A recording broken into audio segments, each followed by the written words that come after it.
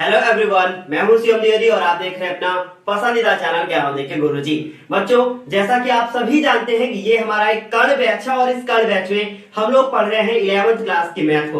11th class की math का ये आपका चैप्टर नंबर 9 है, जिसका नाम है अनुक्रम तथा श्रेणी। और ये जो हम लोग बैच चला रहे हैं कर्ण बैच, इसमें हम लोग क्लास 11th की मैथ को बिल्कुल फ्री पढ़ रहे हैं। क्लास 11th की मैथ में अभी तक हम लोगों ने चैप्टर 8 तक कवर कर लिया है। ये हमारा चैप्टर नंबर 9 है, जिसमें हम लोग अनुक्रम तथा श्रेणी के 9.1 एक्सरसाइज को पूरा कंप्लीट कर चुके हैं।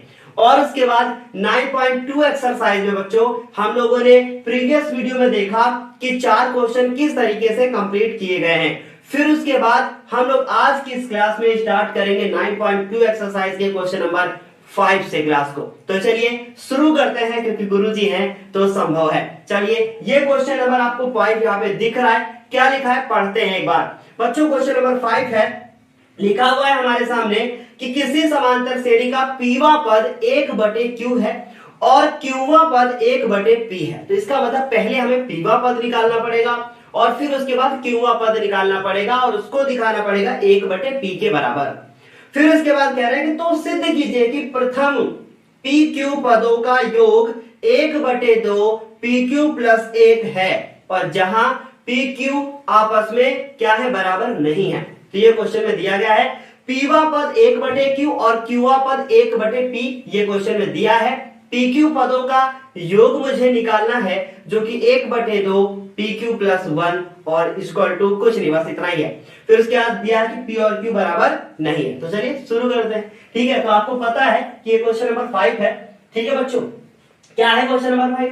तो सबसे पहले क्वेश्चन में दिया है कि P पदों का योगफल। तो हम लिखेंगे P पदों, ठीक है। क्वेश्चन में दिया है P पदों का, नहीं, पीवा पद दिया है। ठीक है, क्या दिया है? पीवा पद, ठीक है। पीवा पद कितना दिया हुआ है? पीवा पद 1/q। तो हम पीवा पद पहले निकालेंगे। फॉर्मूला क्या होता है पीवा पद का? a + p - 1 और d। ये हो गया आपका क्या? पीवा पद। आई होप आपको समझ में आ गया होगा कि पीवे पद का फॉर्मूला इसी तरीके से निकाला जाएगा। इसे हमने लिख लिया बच्चों समीकरण नंबर 1। फिर लिखेंगे तथा क्यूवा पद, क्या है? क्यूवा पद, ठीक है। क्यूवा पद ये कितना है? ये दिया हुआ है 1/p। तो इसे हम लोग लिखेंगे a + q - 1 इंटू में d और इक्वल टू 1/p। ये हमारा क्या हो गया? समीकरण नंबर 2 हो गया। अब समीकरण नंबर 1 और समीकरण नंबर 2 को देखते हैं, इन्हें थोड़ा सा हल करते हैं और इससे हमारा d का मान आ जाएगा। ठीक है, तो हमने दे लिखा समीकरण 1 - 2 से अगर घटा देंगे तो a खत्म हो जाएगा। तो कैसे घटाया जाएगा? a + p - 1 इंटू में d और इसके बाद 1/q। फिर उसके बाद a + q - 1 इंटू में d 1/p। दोनों लिखे हमने समीकरण। उसके बाद बच्चों दिख रहा है ना कायदे से, तो ये उसके बाद लाइन खींची। उसके बाद ये आपका माइनस, ये यहाँ पे भी माइनस और यहाँ पर भी क्या? माइनस। ये इससे खत्म हो जाएगा। p - 1 और q - 1 बचेगा और d भी बचेगा। तो ऐसा करते हैं, d को कॉमन ले लेते हैं और उसके बाद लिख देते हैं p - 1 एक ब्रैकेट में माइनस q - 1 एक ब्रैकेट में, ब्रैकेट क्लोज हो जाएगा। 1/q - 1/p ये बच जाएगा। बताइए क्लियर हो गया? आपको इतना समझ में आ गया होगा। अब थोड़ा सा इसको हम और सॉल्व करेंगे। यहां पे हम इस ब्रैकेट को खोल देते हैं। जब इस ब्रैकेट को खोलेंगे तो p - 1 और -q + 1 होगा, तो 1 से 1 कैंसिल आउट हो जाएगा। यहां पे हमारे पास बचेगा p - q। समझ गया बच्चों? क्या बचेगा? p - q। तो हमारे पास बचेगा d = p - q और अपॉन में pq। ठीक है, अभी इसका मैंने एलसीएम लिया है, p - q और अपॉन में pq। फिर उसके बाद ये जो d के साथ हमारे पास एक और p - q लिखा होगा, यहां पे जो आएगा p - q वो हम अपॉन में लेकर जाएंगे, तो वो हो जाएगा 1/p - q। इससे कट जाएगा। फिर उसके बाद बचेगा d बराबर 1/pq। आई होप आपको अच्छे से समझ में आ गया होगा कि ये d बराबर 1/pq कैसे आया बच्चों। ये ब्रैकेट खोला, p - 1 - q प्लस 1 से 1 कट गया, p माइनस क्यू हुआ, एलसीएम लिया, ये वाला आया और p माइनस क्यू को नीचे ले गए, खत्म। हमने किसका मान निकाल लिया है? d का। अब आपको बहुत अच्छे से पता है कि अगर d का मान आपने निकाल लिया है और आपको सिद्ध करना है क्वेश्चन में, जैसा कि आपको नीचे दिख रहा होगा अभी इससे पहले, तो वहां पे लिखा होगा कि d p q पदों का योग, और जब p q पदों का योग निकालेंगे, जैसे n पदों का योग होता है वैसे p q पदों का योग निकालेंगे, तो बच्चों में किसी चीज की जरूरत पड़ेगी, और वो जरूरत होगी a की और d की। तो d का मान तो आ गया है, अब हम किसी तरीके से a का मान निकालेंगे, है ना। तो हम क्या करेंगे, लिखेंगे d बराबर 1/pq समीकरण नंबर 1 में रखने पर, क्या करेंगे, समीकरण नंबर 1 में रखने पर, समीकरण नंबर 1 है हमारे पास a प्लस देखिए जरा ध्यान से, q माइनस 1 इंटू में t, तो 1/pq और बराबर हमारे पास 1/p, ये हो गया। अब इसको थोड़ा सा हल करते हैं, ये हो जाएगा हमारे पास a, और इसको अंदर गुणा करते हैं तो हमारे पास हो जाएगा 1/q/pq माइनस 1/pq, और उसके बाद 1/p इधर से हो जाएगा। अब आपको पता है कि ये इससे कट जाएगा, 1/p प्लस का बचेगा, 1/p इधर भी प्लस का लिखा हुआ है, दोनों कट जाएंगे, तो हमारे पास बचेगा a बराबर ये माइनस का है, उधर जाके प्लस हो जाएगा, तो 1/pq। देखो मैंने थोड़ा डायरेक्ट किया मेरे लाल, क्या किया है ध्यान से देखना, ये मैंने गुणा किया, फिर q से q कट गया, 1/p बचेगा जो कि इधर प्लस का है, उधर जाके कट जाएगा, माइनस का हो जाएगा, ये दोनों कट जाएंगे और 1/pq ही बचेगा हमारे पास, बस इतना ही बचेगा। ठीक है, तो आई होप आपको अच्छे से क्लियर समझ में आ रहा होगा। ठीक है, चलिए इतना हो चुका, a का मान भी निकल चुका है और हमारा d का मान भी निकल चुका है। अब हमें ये निकालना है कि प्रथम pq पदों का योग। तो फॉर्मूला आपको अच्छे से पता होगा, n पदों का योग का फॉर्मूला आपको बहुत अच्छे से पता होगा। क्या होता है n पदों के योग का फॉर्मूला? n/2, है ना। क्या होता है फॉर्मूला? देखिए फॉर्मूला होता है n पदों का योग, n पदों का योग। फॉर्मूला क्या होता है मेरे लाल? फॉर्मूला होता है n/2, फिर उसके बाद 2a plus n-1 into d, ये फॉर्मूला होता है। ठीक है, तो अब जब ये फॉर्मूला होता है तो फिर हमारा pq पदों का योग क्या आएगा? pq पदों का योग, तो जहां जहां पे n है वहां पे pq हो जाएगा, pq/2। ठीक, फिर उसके बाद 2a हो जाएगा, तो a की वैल्यू तो 1/pq है, फिर उसके बाद प्लस यहां हो जाएगा pq -1, और फिर से अब हम इसमें d की वैल्यू रख देंगे, ठीक है, जो कि 1/ कितनी है pq,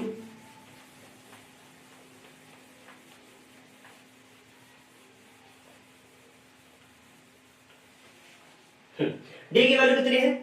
1/ बच्चों pq, इतना हो गया। ठीक, अब देखिए जरा ध्यान से देखना बच्चों, इसमें भी pq, इसमें भी pq।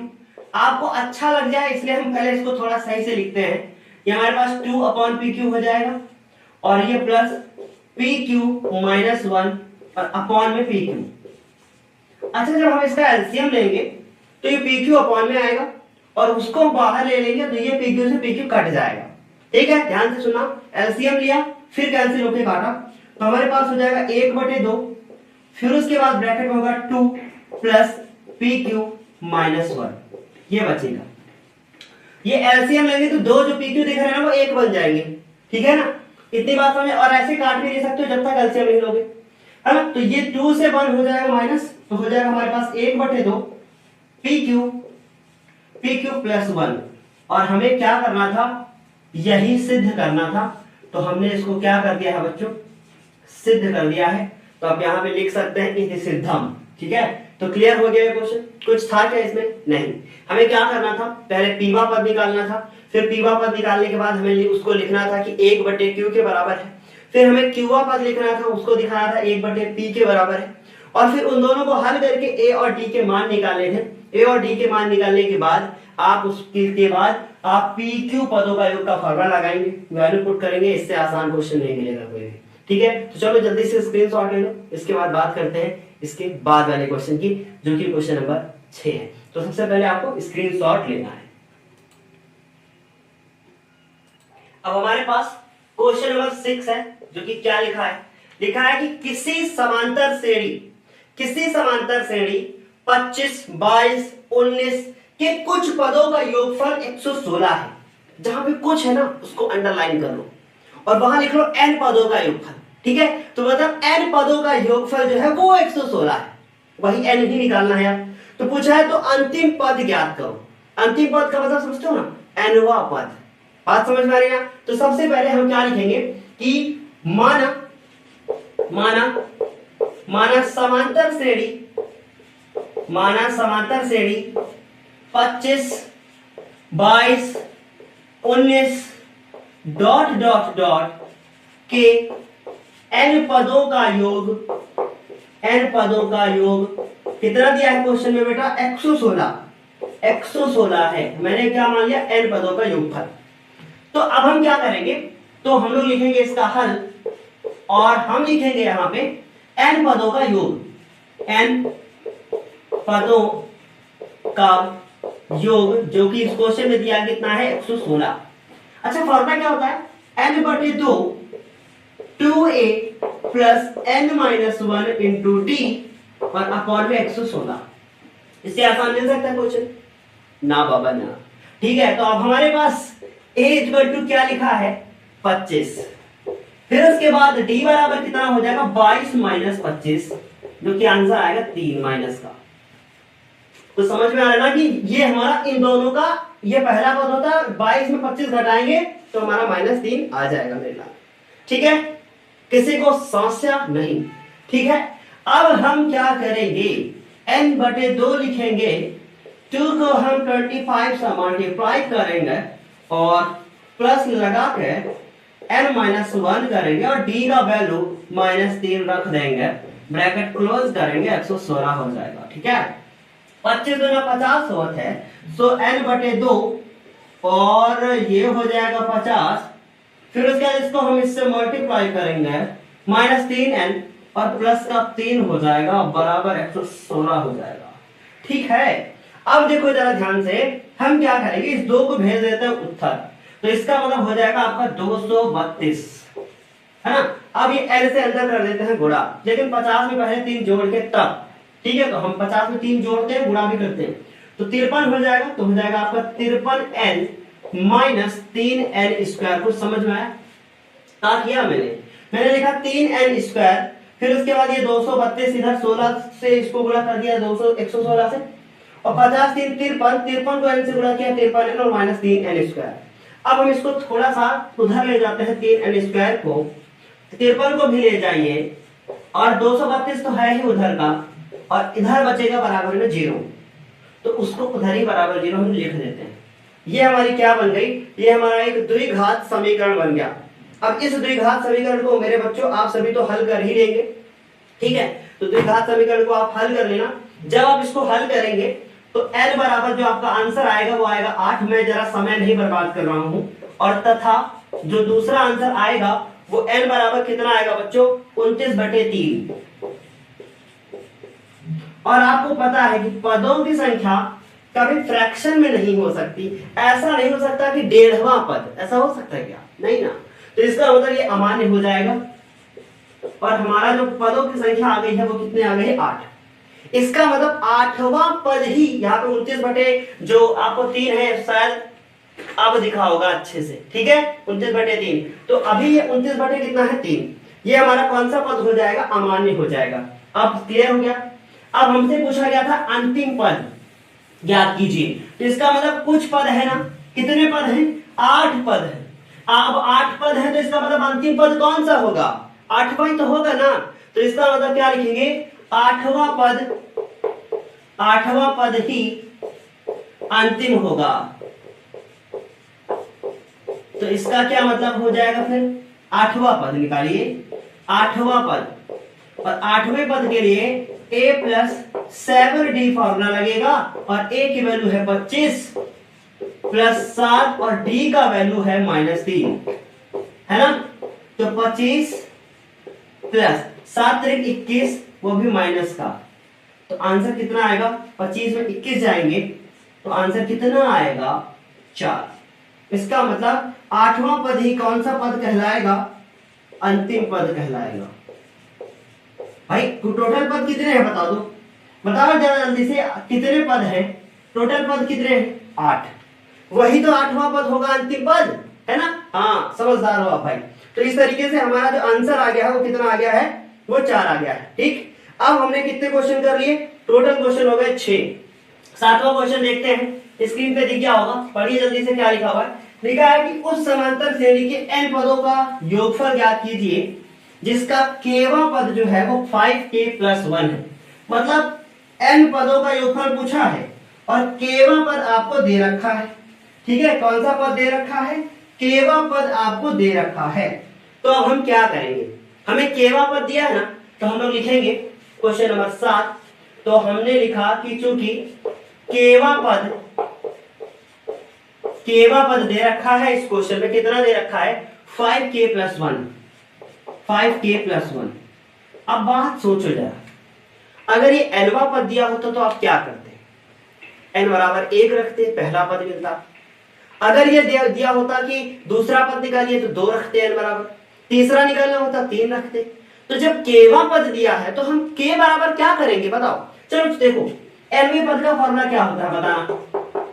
a+n-1। और मैं कह दूं नहीं यार मुझे n नहीं पसंद है, मैं कह दूं केवां पद, तो क्या करोगे?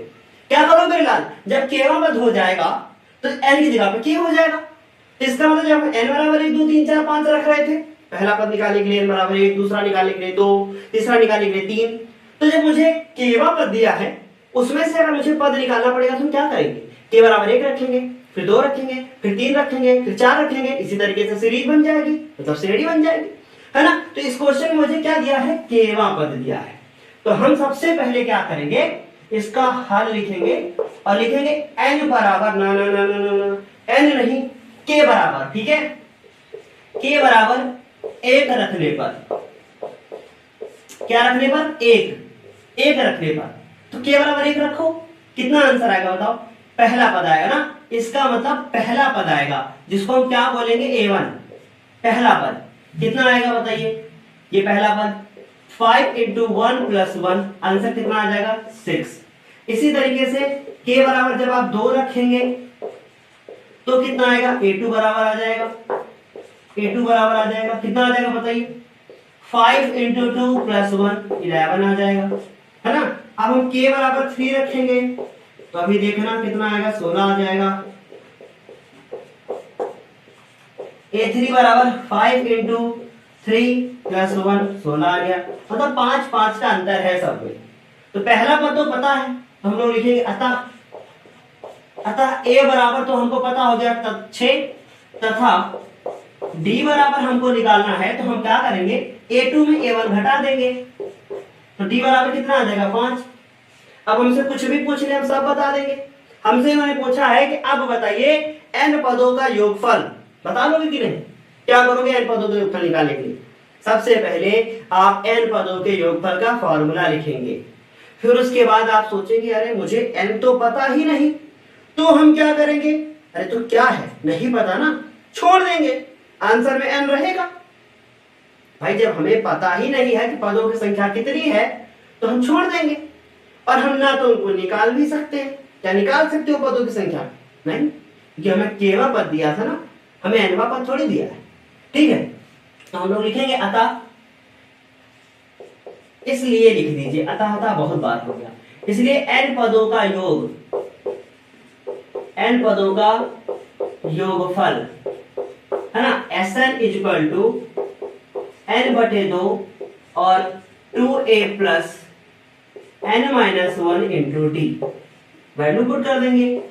Sn = n की वैल्यू कितनी है नहीं पता, 2, a की वैल्यू कितनी है जरा देखिए 6 + n-1, d की वैल्यू कितनी है 5, थोड़ा सॉल्व कर दो इसको, n/2, 6 दूनी कितना हो जाएगा 12, प्लस का 5n माइनस का 5, है ना, 12 में 5 घट गए, कितने बचेंगे 7, तो n/2 5n - 7 + 7, बस ये छोड़ देंगे आंसर, ये हमारा क्या हो जाएगा, आंसर हो जाएगा, है ना। चलो जल्दी से स्क्रीनशॉट ले लो। अब हमारे पास हमारी बुक का सबसे खास क्वेश्चन है, सबसे खास क्वेश्चन। कितने क्वेश्चन कर चुके हैं अभी तक? आज हमने क्वेश्चन नंबर 5 देखा, क्वेश्चन नंबर 5 देखा, फिर 6 देखा, फिर हमने क्वेश्चन नंबर 7 देखा, अब क्वेश्चन नंबर 8 है। ठीक है, क्या लिखा है क्वेश्चन नंबर 8? किसी समांतर श्रेणी के n पदों का योगफल कितना है मेरे लाल? n पदों का योगफल pn प्लस qn स्क्वायर है। जरा ध्यान से देखना, हमारे पास दिया है किसी समांतर श्रेणी के n पदों का योग, n पदों का योगफल कितना दिया हुआ है? n पदों का योगफल p, फिर उसके बाद n प्लस qn स्क्वायर, ये दिया हुआ है। हमसे पूछा है कि तो सार्वंतर ज्ञात करो, और बोला है पी क्यू क्या है? हमारे अचर। बहुत ध्यान से हमारी बात को सुनना, बहुत ध्यान से सुनना। अगर मैं आपको 1 2 3 4 5 ये कुछ नंबर दे दूं, ठीक है, ये कुछ मैं आपको नंबर दे दूं और मैं बोलूं कि इनका योगफल ज्ञात करो, तो आप ऐसे निकालोगे 1 + 2 3, 3 3 6, 6 4 10, 5 15, ऐसे आप निकालोगे। अब मैं इन्हीं में से बोलूं कि बताओ nवा पद क्या होगा, तो आप कैसे बताओगे? ध्यान से सुनना, मैं अगर बोलूं nवा पद ज्ञात करो, अगर मैं बोलूं nवा पद ज्ञात करो, तो आप कैसे ज्ञात करोगे? क्या बोलोगे सर 5 आएगा? कैसे निकालोगे nवा पद, कैसे निकालोगे? क्योंकि अब ये मुझे 5 निकालना है, तो मैं एक काम करूं, इन सारे पदों को जोड़ लूं और उसके बाद इसमें से इन पदों को घटा दूं जोड़ के। इसका मतलब nवा पद निकालने के लिए मैं n पदों का योग करूं और उसमें से उसके पहले वाले जितने पद हैं उनको घटा दूं। इसका मतलब n-1 पदों का योग करके घटा दूं। बात समझ में आ रही कि नहीं? तो ये एक फॉर्मूला बन गया। ये क्या फॉर्मूला बन गया? ये फॉर्मूला बन गया कि an, यदि मुझे nवा पद निकालना है तो हम n पदों का योगफल करेंगे, उसमें से n-1 पदों के योगफल को घटा देंगे। ये बन जाएगा हमारे पास एक नया फॉर्मूला। समझ में आई बात? क्या करेंगे हम? उसमें से घटा देंगे। इस तरीके से मुझे nवा पद ज्ञात हो जाएगा। कुछ समझ में आई बात? कुछ समझ में आया? मैंने क्या कहा कि अगर इनका योगफल निकालना है, मैंने निकाल लिया। अब मैं कहूं कि वो अंतिम वाला पद निकालो, मुझे ना तो पदों की संख्या पता है, ना तो मुझे पहला पद पता है, ना तो मुझे कुछ पता ही नहीं। क्योंकि देखो ये मुझे दिया ना n पदों का योगफल, इसका मतलब मुझे ये दिया है, और अगर मुझे n-1 पदों का योगफल निकालना है, यहाँ n-1 रख देंगे, मुझे nवा पद पता चल जाएगा। ना तो पहला पद पता, ना तो सार्वंतर पता, ना तो कुछ पता, पर हम क्या निकाल सकते हैं? nवा पद निकाल सकते हैं। तो कुछ समझ में आ रहा है कि नहीं आ रहा होगा ना? तो यही करना, ये बहुत खास फॉर्मूला है। ठीक है, तो अब हम क्या करेंगे? हमने लिखा कि n पदों का योगफल ये हमें दिया है, तो अगर मैं निकालना चाहूं n- पदों का योगफल तो क्या आएगा? सोचिए, जहां n है वहां n-1 रखना है। इसका मतलब p, फिर n-1 प्लस q, फिर उसके बाद n-1 का होल स्क्वायर, ये रखना है। तो समझ में आई इतनी बात की नहीं? अच्छे से आया होगा। अब अगर मैं इसमें से निकालना चाहूं, अतः मैं nवा पद अगर निकालना चाहूं तो मैं क्या लिखूंगा? n पदों का योगफल मतलब Sn, इसको आप शॉर्ट में Sn लिख सकते हैं और इसे Sn-1 लिख सकते हैं। Sn-1, इससे मुझे nवा पद पता चल जाएगा। वैल्यू पुट करते हैं, ठीक है। Sn इक्वल टू हमारे पास क्या है? Pn प्लस Qn स्क्वायर, ठीक है, ये दिया हुआ है, फिर माइनस, फिर उसके बाद ये ब्रैकेट Pn-1 प्लस Qn-1 का होल स्क्वायर, ये हमारे पास हो गया बच्चों। इतना जब हो चुका है तो अब हम क्या करेंगे? अब हम इसके बाद इसको थोड़ा सा सॉल्व करते हैं, ठीक।